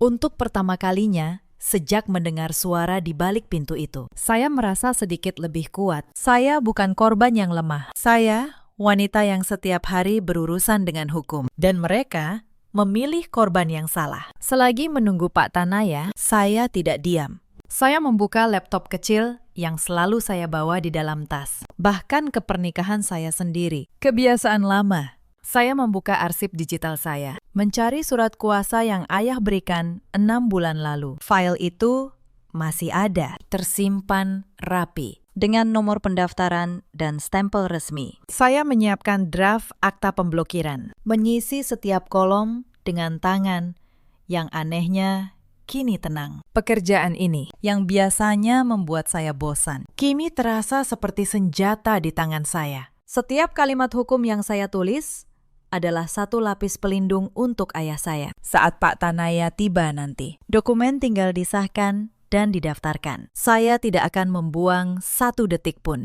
Tapi saya masih harus tahu isi surat ayah. Dan untuk itu, saya butuh masuk ke ruang ganti Bagas saat dia tidak ada.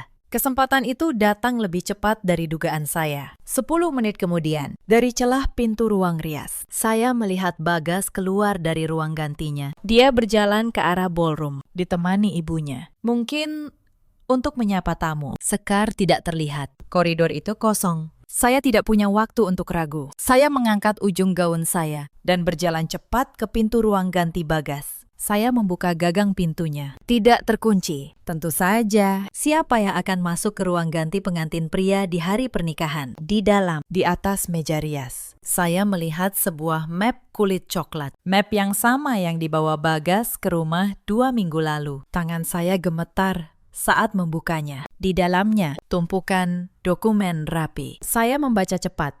Dengan mata seorang notaris yang terlatih membaca dalam hitungan detik. Dan di sana, di halaman ketiga, jantung saya hampir berhenti lagi. Surat yang ditandatangani ayah 2 minggu lalu bukan surat investasi. Itu adalah perjanjian pengikatan yang memberi Bagas hak untuk mewakili Pak Hartono dalam pengelolaan aset. Bahasanya licik, dibungkus istilah bisnis. Tapi maknanya jelas. Itu adalah jangkar pertama. Persis seperti yang Bagas katakan. Lebih buruk lagi di bawahnya. Ada draft surat kuasa kedua yang akan saya tanda tangani hari ini, yang akan menyatukan dua jangkar itu menjadi rantai yang mengunci seluruh harta ayah saya. Tapi bukan hanya itu. Di bawah tumpukan surat, ada sebuah amplop terpisah. Saya membukanya cepat. Di dalamnya ada bukti transfer dan catatan rekening. Angka-angka yang membuat saya merinding. Bagas sudah mengeluarkan uang dalam jumlah besar untuk hal yang dia sebut biaya pernikahan. Tapi catatan itu menunjukkan kebenaran lain. Uang itu bukan untuk pesta. Itu adalah pinjaman yang dia ambil dengan jaminan aset ayah saya.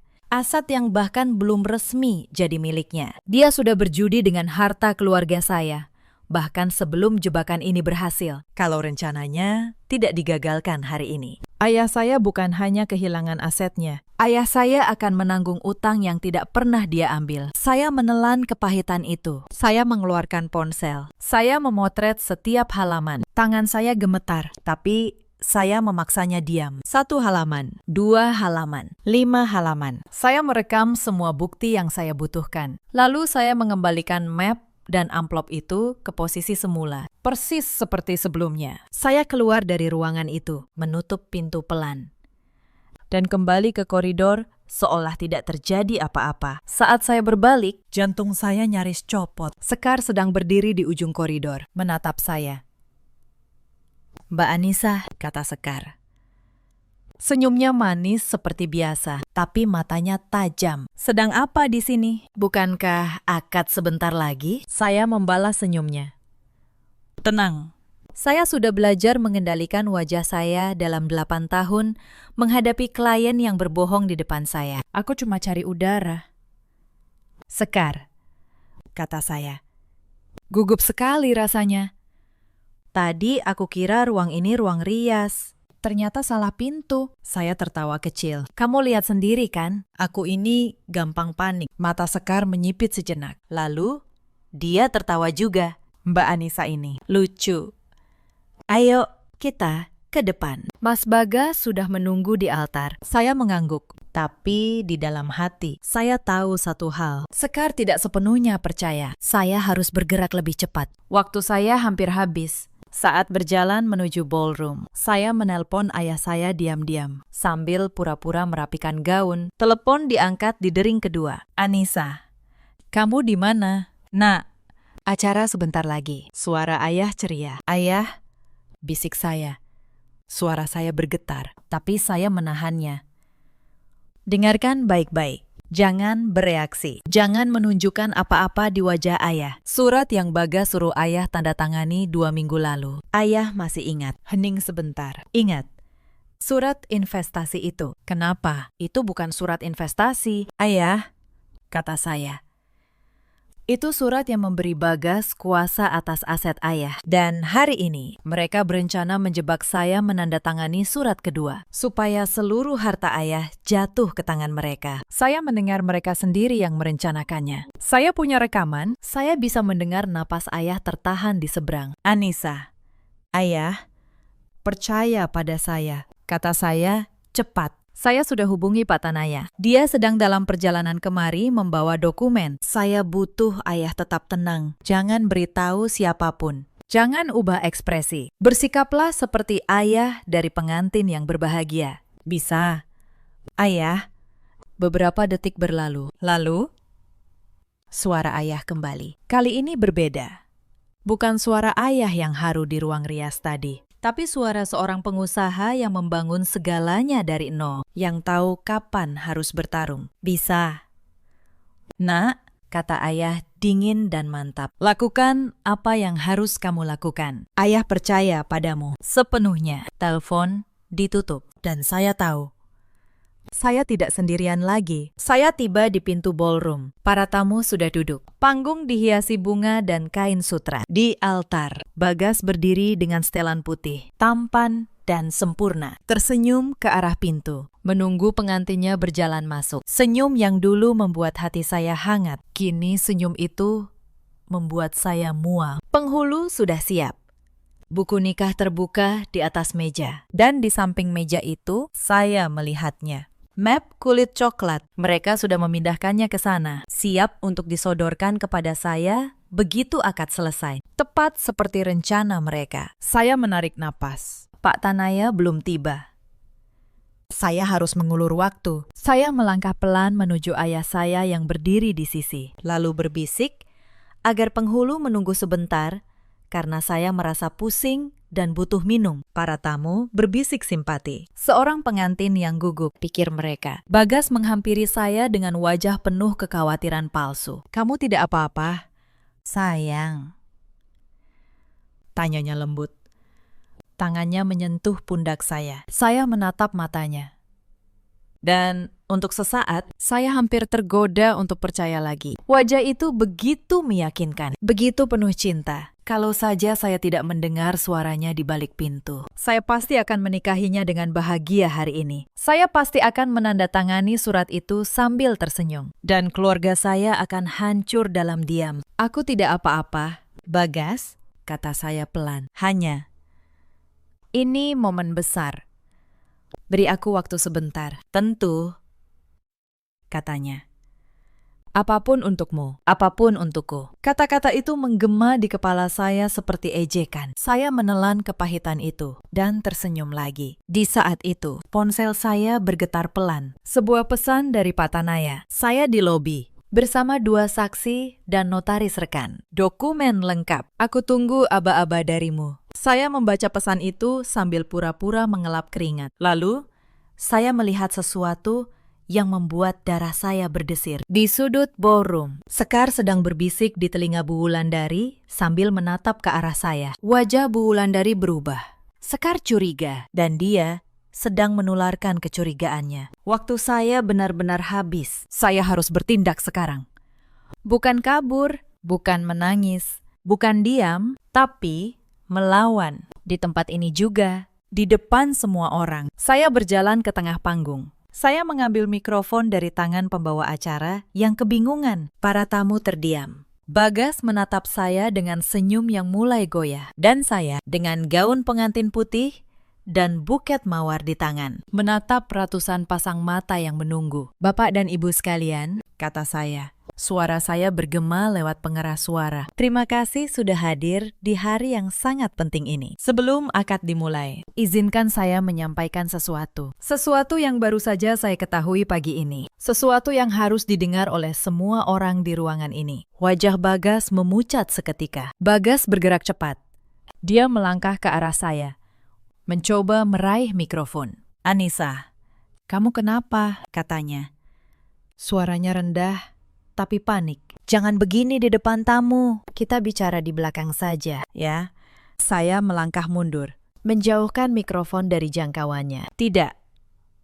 Bagas, kata saya, tenang. Justru semua orang harus dengar, karena ini menyangkut kepercayaan. Dan kepercayaan harus dibuktikan di depan banyak orang, bukan dibisikkan di balik pintu. Saya melihat tubuh Bagas menegang saat saya mengucapkan kata di balik pintu. Dia tahu. Sekarang dia tahu bahwa saya tahu. Wajahnya berubah dari panik menjadi waspada. Mata kami bertemu. Untuk pertama kalinya, topeng itu jatuh. Dan saya melihat siapa dia sebenarnya. Bukan calon suami yang mencintai saya, tapi seorang pemangsa yang baru menyadari mangsanya berbalik menggigit. Bu Wulandari berdiri dari kursinya. Anissa, sayang, kamu pasti kelelahan, katanya dengan nada manis yang dibuat-buat. Ayo, Ibu temani istirahat. Acara bisa ditunda sebentar. Beliau berjalan mendekat, mencoba menarik lengan saya, mencoba menyingkirkan saya dari panggung. Saya menatap perempuan itu. Perempuan yang sebentar lagi saya panggil Ibu. Perempuan yang tadi pagi memeluk saya dan bilang betapa cantiknya saya. Tidak usah repot,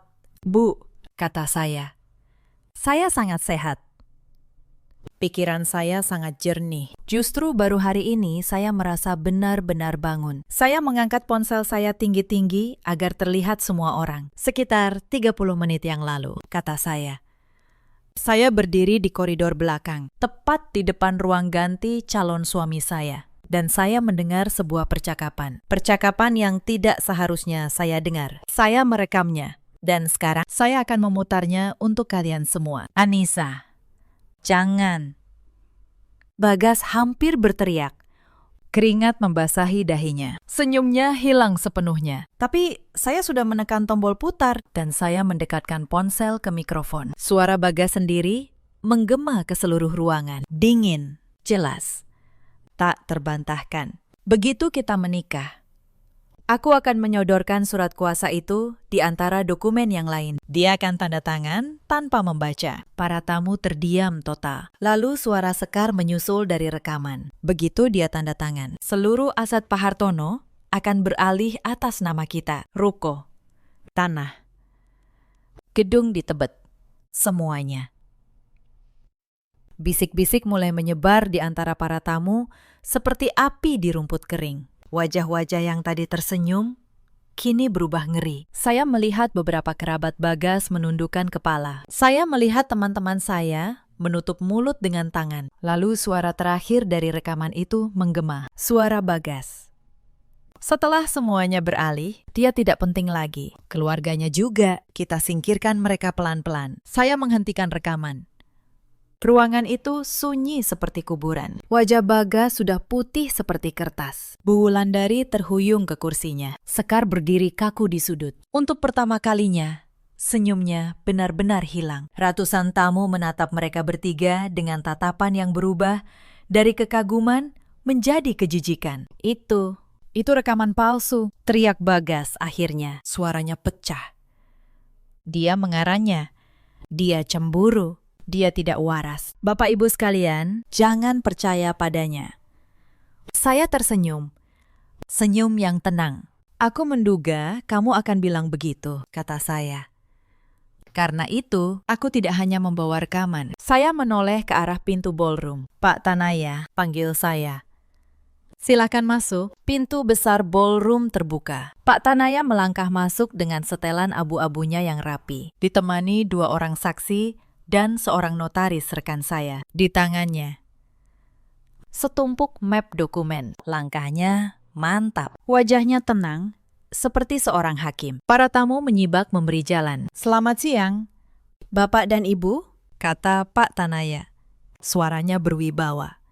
Saya Tanaya, pengacara dan rekan notaris dari Nona Anissa Pramesti. Saya datang untuk memperjelas satu hal, bahwa apa yang baru saja kalian dengar bukan rekaman palsu. Itu adalah bukti sah atas sebuah rencana penipuan dan pengalihan aset secara melawan hukum. Bagas menatapnya dengan mata liar. Kamu tidak punya hak. Saya punya semua hak yang saya butuhkan. Potong Pak Tanaya. Tenang. Dia membuka map pertama. Mari kita bicara dengan dokumen. 2 minggu lalu, Saudara Bagas Wicaksono meminta Pak Hartono menandatangani sebuah surat yang dia sebut perjanjian investasi. Surat itu, pada kenyataannya, adalah pemberian kuasa pengelolaan aset. Saya punya salinannya di sini. Di foto pagi ini, dari ruang ganti saudara sendiri. Saya melihat Bagas tersentak. Dia menoleh ke arah map kulit coklat di samping meja penghulu, lalu kembali menatap saya. Wajahnya penuh kengerian saat menyadari bahwa saya sudah masuk ke ruangannya, bahwa saya sudah melihat segalanya. Dan hari ini, lanjut Pak Tanaya, membuka map kedua. Saudara berencana menyodorkan surat kuasa kedua kepada Nona Anissa, disamarkan sebagai dokumen acara, agar seluruh aset Pak Hartono beralih sempurna ke tangan saudara. 2 tanda tangan, 2 orang. 1 jebakan. Bukankah begitu, kata saudara sendiri di rekaman tadi? Bagas tidak menjawab. Dia tidak bisa menjawab, tapi ada satu hal yang tidak saudara perhitungkan, kata Pak Tanaya. Dia menoleh ke arah saya, dan untuk pertama kalinya, dia tersenyum. Saudara lupa bahwa Nona Anissa bukan pengantin biasa. Dia seorang notaris, dan dia sudah menyiapkan langkahnya. Saya maju selangkah. Saya mengambil alih dari Pak Tanaya, karena ini adalah momen saya. Bagas, kata saya.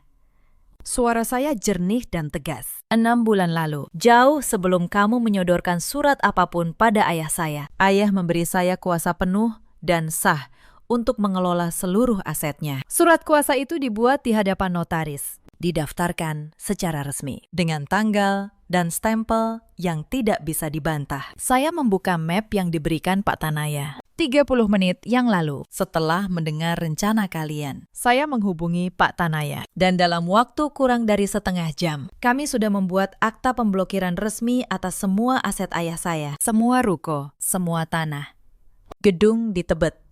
Semuanya kini dibekukan secara hukum. Tidak ada satupun dokumen yang bisa mengalihkannya. Tidak surat kuasa kamu, tidak tanda tangan apapun. Bahkan jika saya menandatangani surat kalian hari ini, surat itu tidak akan punya kekuatan apa-apa karena asetnya sudah terkunci sejak 1 jam yang lalu. Dan ada satu hal lagi yang harus didengar semua orang, kata saya. Sebelum Pak Tanaya melanjutkan, saya menatap para tamu.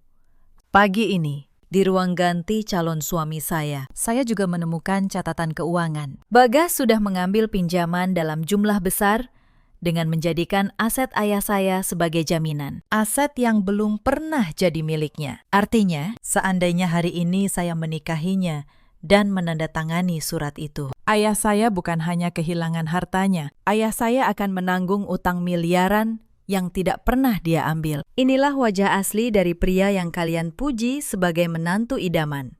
Para tamu terkesiap. Bisik-bisik berubah menjadi suara marah. Bagas tampak seperti orang yang dijatuhi vonis. Setiap kalimat, saya menutup satu persatu pintu pelariannya. Kamu, bisik Bagas. Kamu tahu sejak tadi? Kamu pura-pura tidak tahu. Aku belajar dari kamu, Bagas. Kata saya. Selama setahun, kamu pura-pura mencintai aku hari ini. Aku hanya pura-pura tidak tahu selama 30 menit. Aku rasa aku belajar cukup cepat. Bu Wulandari tiba-tiba berdiri, air mata di wajahnya. Mencoba bermain peran terakhir. Anissa. Nak, ini semua salah paham. Bagas mencintaimu. Ibu mencintaimu. Kita bisa selesaikan ini secara keluarga. Tidak perlu. Secara keluarga, kata saya pelan. Dan untuk pertama kalinya hari itu, suara saya bergetar oleh kemarahan, bukan ketakutan.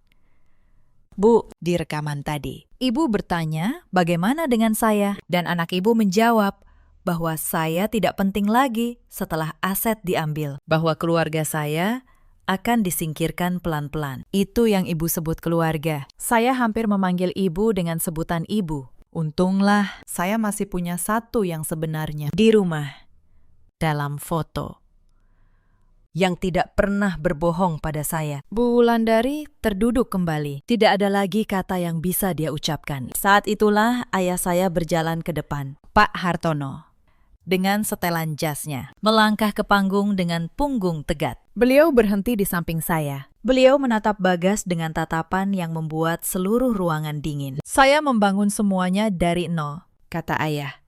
Suaranya rendah dan berat. 30 tahun, mulai dari satu kios kecil. Saya melewati krisis. Saya kehilangan istri. Saya membesarkan anak sendirian. Dan kamu, beliau menunjuk Bagas. Kamu pikir bisa mengambil semuanya hanya dengan senyum manis dan setumpuk surat palsu. Kamu meremehkan keluarga ini. Nak, kesalahan terbesar dalam hidupmu.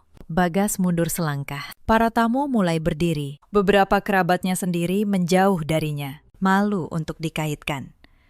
Pesta yang tadi penuh tawa, kini berubah menjadi pengadilan. Pak Tanaya mengeluarkan ponselnya. Saya sudah menghubungi pihak berwajib, katanya. Mereka dalam perjalanan. Penipuan, percobaan penggelapan aset, dan pemalsuan dokumen adalah pidana serius. Saudara Bagas, Ibu Wulandari, dan Saudari Sekar. Saya sarankan kalian tidak meninggalkan tempat ini.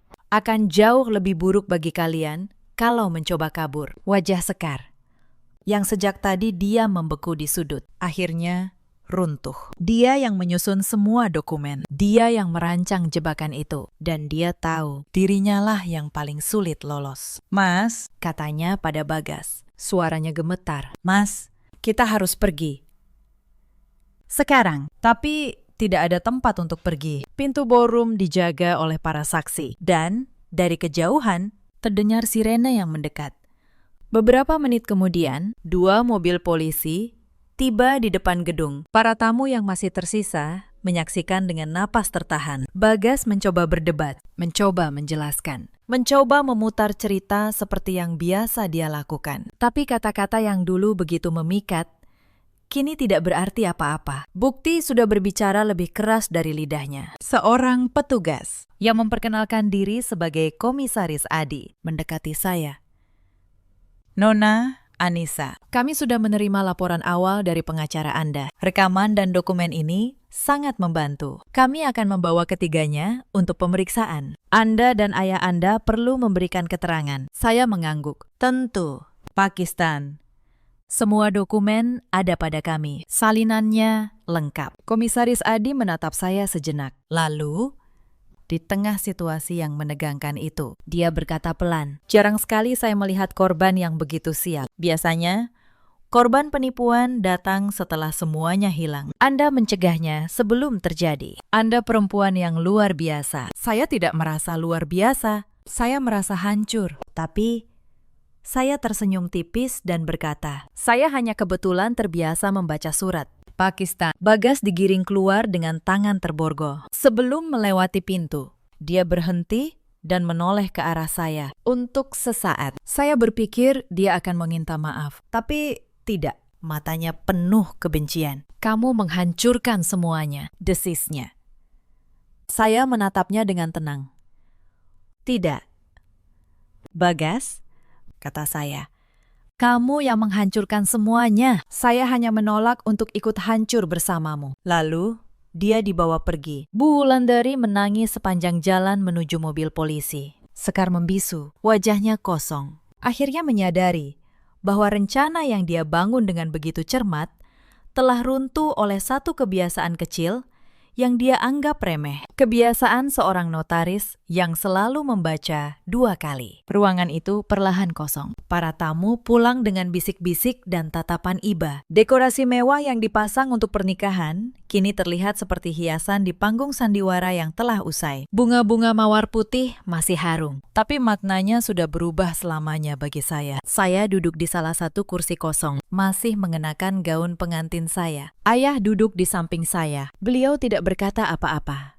Beliau hanya menggenggam tangan saya erat, seperti yang beliau lakukan tadi pagi di ruang rias. Bedanya, tadi pagi genggaman itu adalah genggaman haru. Kini, genggaman itu adalah genggaman seorang ayah yang hampir kehilangan segalanya, tapi diselamatkan oleh anaknya sendiri. "Maafkan ayah, nak," kata beliau akhirnya. Suaranya serak. Ayah yang menandatangani surat itu. Ayah yang membuka pintu untuk mereka. "Kalau bukan karenamu." "Jangan, ayah," potong saya lembut. Ayah tidak salah. Mereka penipu yang ahli. Mereka menipu saya juga selama setahun penuh. Yang penting, kita berhasil. Kita selamat. Itu yang penting. Ayah memeluk saya. Dan untuk pertama kalinya sejak mendengar suara di balik pintu itu, saya membiarkan diri saya menangis. Bukan tangisan ketakutan, bukan tangisan pengantin yang dikhianati, tapi tangisan lega seorang anak perempuan yang berhasil melindungi satu-satunya keluarga yang dia punya. Hari yang seharusnya menjadi hari pernikahan saya berakhir di ruang interogasi kantor polisi. Masih dengan gaun putih di tubuh saya, tapi saya tidak menyesalinya. Sama sekali tidak. Proses hukum berjalan selama berbulan-bulan. Rekaman suara, foto, dokumen, surat kuasa palsu, dan akta pemblokiran yang saya buat hari itu menjadi bukti yang tak terbantahkan. Pengacara Bagas mencoba berbagai cara, tapi kebenaran terlalu jelas untuk diputarbalikan. Di persidangan, satu persatu kebohongan mereka terbongkar. Ternyata, ini bukan kali pertama Bagas melakukannya. Ada 2 perempuan lain sebelum saya, di kota berbeda, yang kehilangan harta keluarga karena percaya pada senyumnya. Bedanya, mereka baru sadar setelah semuanya hilang. Saya menjadi satu-satunya yang berhasil menghentikannya sebelum kerugian terjadi. Dan kesaksian saya membantu kedua perempuan itu mendapatkan kembali sebagian hak mereka. Bagas dijatuhi hukuman penjara atas penipuan berlapis dan pemalsuan dokumen. Sekar, sebagai otak penyusun dokumen, juga dihukum. Bu Wulandari mendapat hukuman yang lebih ringan karena perannya yang lebih pasif. tapi nama keluarga itu hancur sepenuhnya. Harta yang mereka incar tidak pernah berpindah 1 rupiah pun. Aset ayah saya tetap utuh, terlindungi oleh selembar akta yang saya buat dalam 30 menit paling menentukan dalam hidup saya. Setelah semuanya selesai, hidup saya berubah, bukan menjadi lebih buruk, tapi menjadi lebih jujur. Saya kembali bekerja di kantor notaris saya, tapi kini saya memandang pekerjaan saya dengan cara yang berbeda. Setiap surat yang saya periksa, setiap tanda tangan yang saya saksikan, saya ingat bahwa di balik dokumen yang tampak biasa, bisa tersembunyi rencana yang menghancurkan hidup orang. Saya mulai memberikan kelas gratis kepada perempuan-perempuan di lingkungan saya. Kelas sederhana tentang cara membaca dokumen, cara mengenali jebakan hukum, cara melindungi diri dan keluarga dari penipuan berbungkus cinta. Banyak yang datang.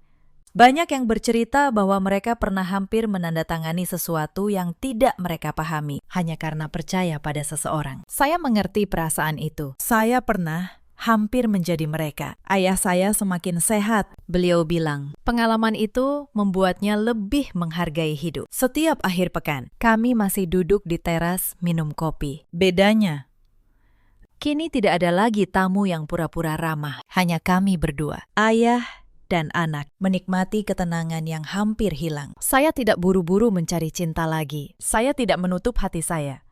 Tapi saya belajar bahwa cinta sejati tidak pernah meminta saya berhenti membaca, berhenti berpikir, atau berhenti melindungi orang yang saya sayangi. Cinta yang menyuruh saya menutup mata bukanlah cinta. Itu adalah jebakan yang memakai topeng paling indah. Kadang, di malam yang sepi, saya memikirkan Bagas. Bukan dengan kerinduan, tapi dengan satu pelajaran. Bahwa orang yang paling berbahaya bukanlah orang asing yang jelas-jelas jahat, tapi orang yang tersenyum manis, yang dipercaya semua orang, yang masuk perlahan ke dalam hidup kita melalui pintu yang kita buka sendiri dengan rasa percaya. Saya juga sering teringat pada satu momen kecil, saat saya berdiri di koridor temaram itu, dengan ponsel di tangan dan air mata di pipi. Ada sebuah suara di dalam diri saya yang menyuruh saya lari, bersembunyi, menangis. Tapi ada suara lain, suara yang lebih tenang, yang menyuruh saya berpikir. Hari itu saya belajar bahwa keberanian bukan berarti tidak takut. Keberanian adalah tetap berpikir jernih, justru di saat kita paling ketakutan. Saya takut setengah mati hari itu, tapi saya menolak membiarkan ketakutan itu mengambil keputusan untuk saya. Cerita ini mengajarkan satu hal yang sangat penting. Jangan pernah menandatangani apapun yang tidak kalian baca dan pahami sepenuhnya, sekalipun yang menyodorkannya adalah orang yang paling kalian cintai. Dan jangan pernah membiarkan rasa bahagia membuat kalian berhenti waspada, karena justru di saat kita paling berbahagia, kita paling mudah ditipu. Ada banyak perempuan di luar sana yang seperti saya dulu, yang dibutakan oleh perhatian dan janji manis, yang merasa beruntung mendapatkan pria sempurna, tanpa pernah bertanya, kenapa kesempurnaan itu tidak pernah retak sedikit pun. Untuk kalian, saya ingin berkata, mendengarkan naluri kalian bukan tanda paranoid. Itu adalah tanda bahwa kalian menghargai diri sendiri. Ada juga banyak pria di luar sana seperti Bagas, yang menjadikan cinta sebagai alat dan pernikahan sebagai jebakan. Mereka pandai bicara, pandai memikat, pandai membuat keluarga kalian jatuh hati. Tapi ingatlah, orang yang benar-benar mencintai kalian tidak akan pernah meminta kalian menyerahkan masa depan keluarga kalian sebagai syarat. Dan ada pula para keluarga di luar sana yang demi harta rela mengorbankan hati nurani, yang menjadikan ikatan keluarga sebagai kedok untuk merampas. Kepada mereka, waktu selalu punya cara untuk membuktikan bahwa tidak ada kebohongan yang bisa bersembunyi selamanya. Cepat atau lambat, kebenaran selalu menemukan jalannya keluar. Hari itu, saya kehilangan sebuah pernikahan. Tapi saya menemukan sesuatu yang jauh lebih berharga. Saya menemukan bahwa kekuatan terbesar seorang perempuan bukan terletak pada seberapa banyak yang dia maafkan, tapi pada keberaniannya untuk berdiri dan melindungi apa yang dia cintai, bahkan saat dunia menyuruhnya diam dan tersenyum. Saya bukan lagi perempuan naif yang mudah percaya pada janji manis. Saya telah menjadi perempuan yang tahu nilai dirinya, yang tahu kapan harus mencintai dan kapan harus melawan. Dalam hidup, kita selalu punya pilihan. Kita bisa memilih menutup mata demi sebuah kebahagiaan yang semu, atau membuka mata dan menghadapi kebenaran sepahit apapun itu. Saya memilih membuka mata, dan saya tidak pernah menyesalinya. Bagaimana dengan kalian? Apa yang akan kalian lakukan jika berada di posisi saya? 30 menit sebelum akad. Ceritakan kisah kalian di kolom komentar. Terima kasih sudah menemani sampai akhir.